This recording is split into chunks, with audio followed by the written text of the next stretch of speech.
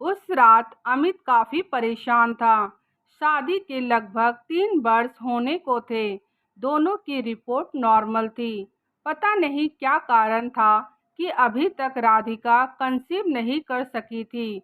वह न चाहते हुए भी राधिका की दिनचर्या पर नजर रखने लगा था। देखा राधिका नियमित रूप से कोई टैबलेट ले रही थी, गर्भ निरोधक। उसे राधिका के निर्णय से दुख हुआ, क्योंकि शादी से पहले उसने ये नहीं कहा था कि वो बच्चे नहीं चाहती।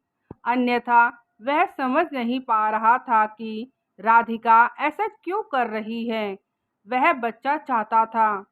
जब से उसे पता चला राधिका बिना उसे बताए गोलियां ले रही है, उसने अपनी दिनचर्या ही बदल डाली। शाम को घर आते ही वह सामान एक और पटकता और वॉलीबॉल खेलने क्लब चला जाता। थका हारा लौटता और खाना खाकर सो जाता। रात यूं ही गुजर जाती। राधिका की पहल पर भी अमित का मन निजी पलों यानी संबंध बनाने में नहीं करता, और उस दिन राधिका का फैसला सुनकर वह निराश हो गया। राधिका मां नहीं बनना चाहती थी। वह इन सब झंझटों से दूर रहना चाहती थी। अमित ने राधिका की मम्मी से बात की, पर उन्होंने भी कोई संतोषजनक उत्तर नहीं दिया। उन्हें अपनी बेटी के फिगर और कैरियर की ज़्यादा चिंता थी। अमित देखता था कि अधिकतर राधिका वर्क फ्रॉम होम लेकर घर से ही काम करती है। वह खुद अच्छा कमा लेता है। राधिका की मां को पेंशन मिल रही है। इकलौती लड़की होने के कारण अपने पिता के छोड़े अच्छे खासे बैंक बैलेंस की मालिक है। फिर भी उसे घर में नया मेहमान नहीं चाहिए। क्यों? ऑफिस के काम से अमित अक्सर बाहर जाता था। इसी सिलसिले में वह दिल्ली जा रहा था कि अचानक हुए एक्सीडेंट के कारण आगे की ट्रेनें रद्द कर दी गई थी। उसे वहीं उतरना पड़ा। उसने क्लॉक रूम में सामान रख दिया। स्टेशन की गहमा गहमी से निजात पाने के लिए वह खेतों के किनारे चल पड़ा। सर्दियों में शाम जल्दी ढल जाती है। पेड़ों पर पंछियों की भीड़ लगने लगी थी। इतने दिनों से काम की आपाधापी में वह शहर की गतिविधियों में कितना व्यस्त हो गया था। यहाँ का वातावरण उसे अजीब सा सुकून दे रहा था। उसकी नज़र एक पेड़ के नीचे बैठी युवती पर ठहर गई। पास पहुंचकर देखा तो गाढ़े रानी रंग की पोशाक पहने वह युवती भी अमित की तरह मुसाफिर ही लग रही थी। अमित उसे नजरअंदाज कर आगे बढ़ना ही चाहता था कि लड़की ने पूछा, यहाँ ठहरने के लिए रूम कहाँ मिलेगा? उसके इस प्रश्न से अमित को ये तो समझ आ गया कि वो दोनों एक ही समस्या का हल ढूंढ रहे हैं, पर वह कोई उत्तर नहीं दे पाया। उसके पास रखे सामान को ध्यान से देखा। एक अटैची, एक बैग था। उसे चुप देखकर उसने फिर कुछ कहना चाहा। तभी अमित ने कहा, मैं भी रूम ही खोज रहा हूँ। इतना सुनते ही वह उछल कर खड़ी हो गई, जैसे उसे कुबेर का खजाना मिल गया हो। उसने अटैची का हैंडल अमित को थमाया और खुद बैग घसीटते हुए उसके साथ चलने लगी। थोड़ी दूर पर घर दिखाई पड़ने लगे। उसने हौले से अमित का हाथ पकड़ लिया और बेफिक्री से चलती रही। पास पहुंचने पर पता पड़ा कि वह तो एक छोटा सा होटल है, जहां चाय नाश्ता ही मिलता है। पूछने पर चाय वाले ने हाथ के इशारे से थोड़ा दूरी पर एक होटल बताया, जहां रात रुकने की व्यवस्था थी। तब तक वह चाय का गिलास लेकर चाय पीने भी लगी थी। होटल क्या था, घर ही था। कड़कड़ाती सर्दी में एक औरत और एक आदमी काम में लगे थे। जगह छोटी थी पर साफ थी। वह भट्टी के सामने खड़ी होकर हाथ सेकने लगी। अमित वहीं कुर्सी पर बैठ गया। अम्मा 2 गिलासों में पानी लेकर आई। कहने लगी, लो बेटा, आंटी कमरा मिलेगा सोने के लिए। अम्मा पहले खाना लगा दो। 1 प्लेट रोटी सब्जी और 1 प्लेट दाल चावल। स्टील की 2 थालियों में खाना आ गया। खाना गरम और स्वादिष्ट था। खाना खाकर वे कमरे में आ गए। बेडरूम के नाम पर केवल बेड थे और रूम था। बाहर की तरफ बाथरूम था जहां केवल नहाया जा सकता था। उसमें भी दरवाजे की जगह पर्दा लगा था। टॉयलेट का पूछने पर अम्मा ने दूर बने शौचालय की तरफ उंगली दिखाई। अमित ने उसे टॉयलेट जाने का इशारा किया। जब वह कमरे में लौटा तो देखा वह नाइट सूट पहने पलंग पर लेटी थी। खुशबूदार परफ्यूम की भीनी भीनी खुशबू पूरे कमरे में फैली थी। दूसरी ओर पड़े खाली पलंग पर वह भी लेट गया। अमित सोचने लगा, कौन है यह? क्या यह मुझे जानती है?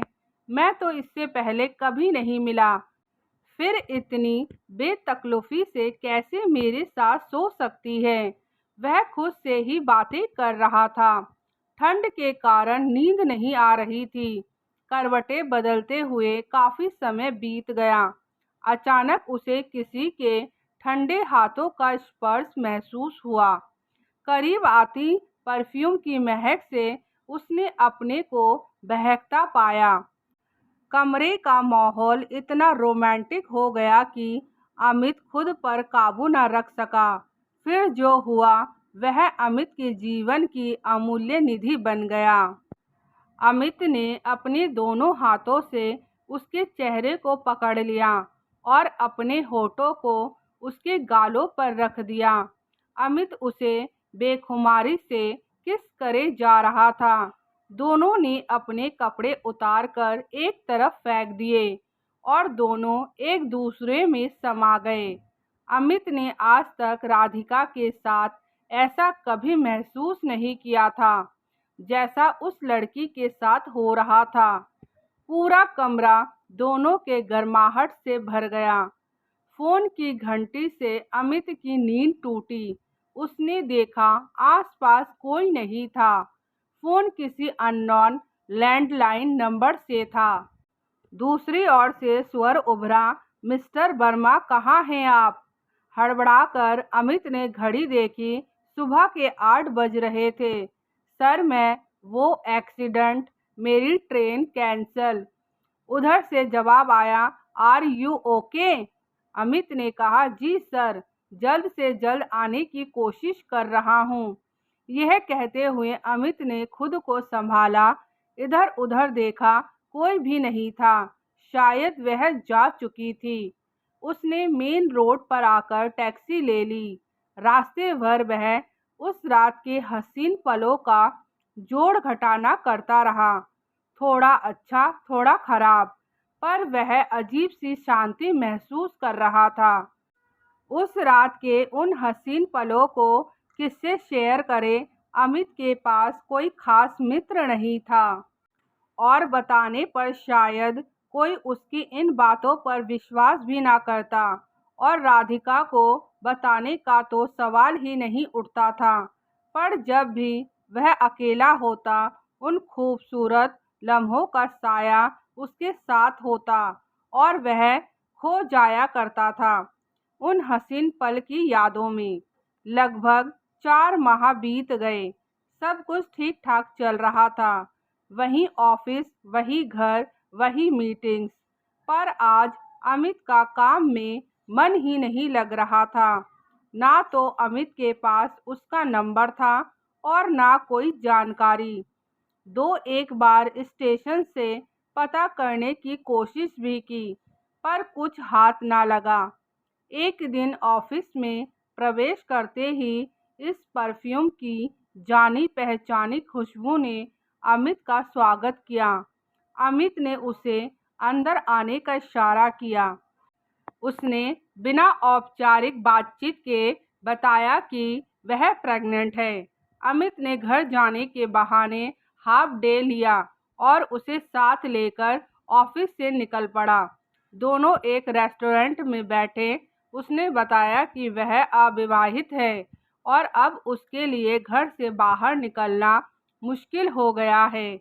वह जहां काम करती है वहां इस बात का खुलासा नहीं किया जा सकता, इसलिए उसे नौकरी छोड़नी होगी।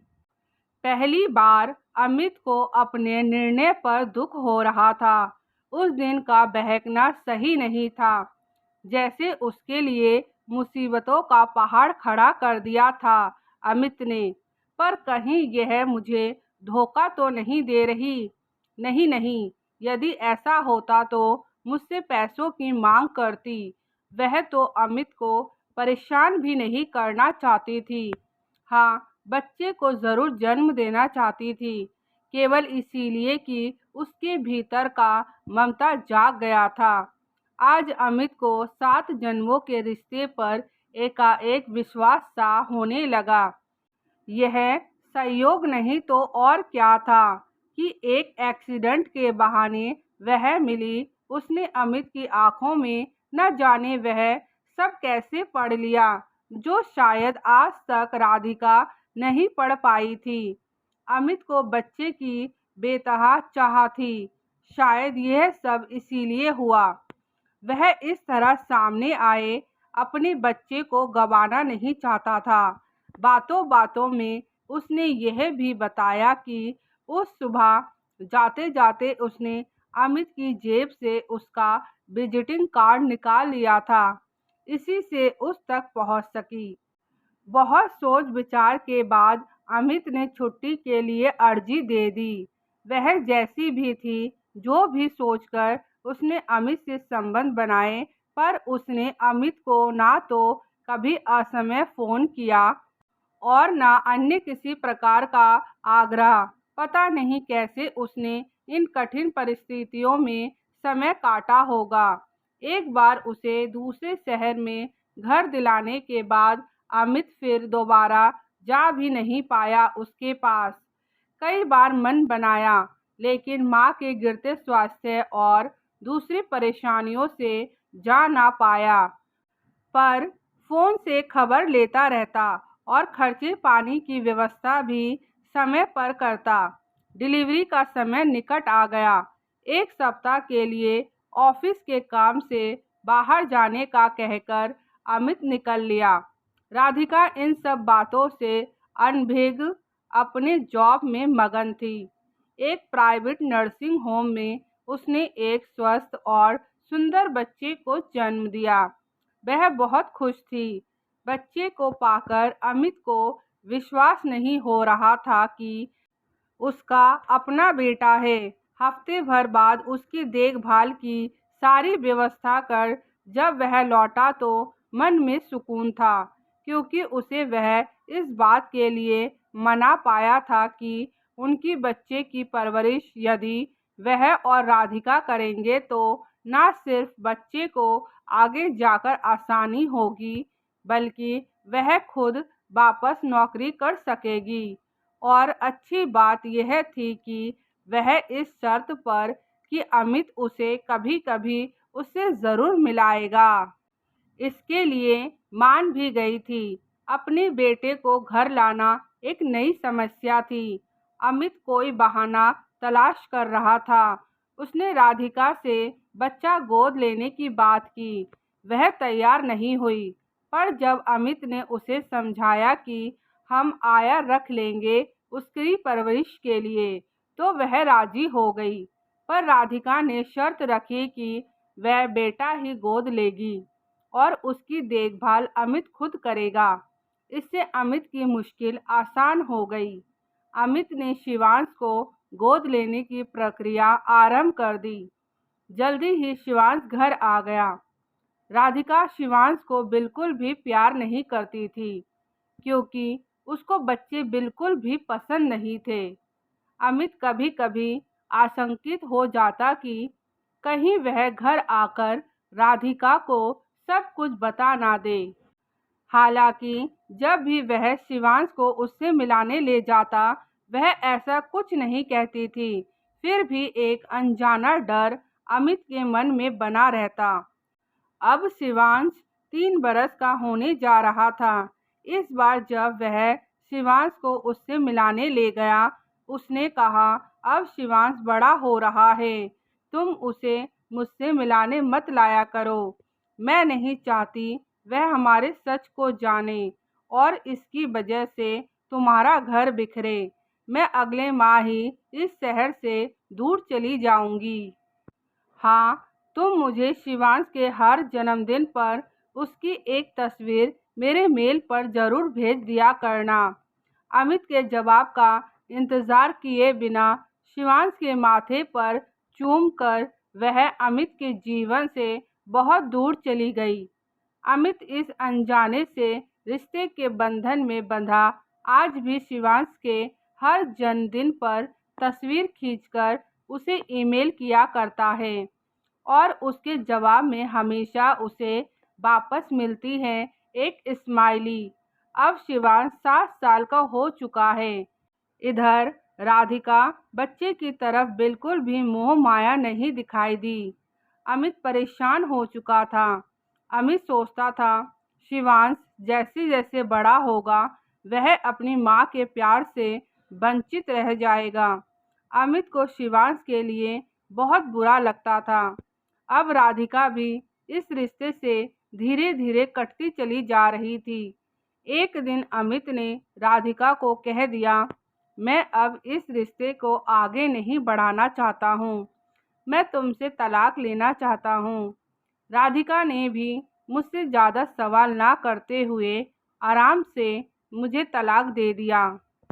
उधर मैंने शिवांश की मम्मी को मेल भेजा कि मैं तुमसे शादी करना चाहता हूँ, अगर तुम राज़ी हो तो मैं तुमसे शादी करना चाहता हूँ।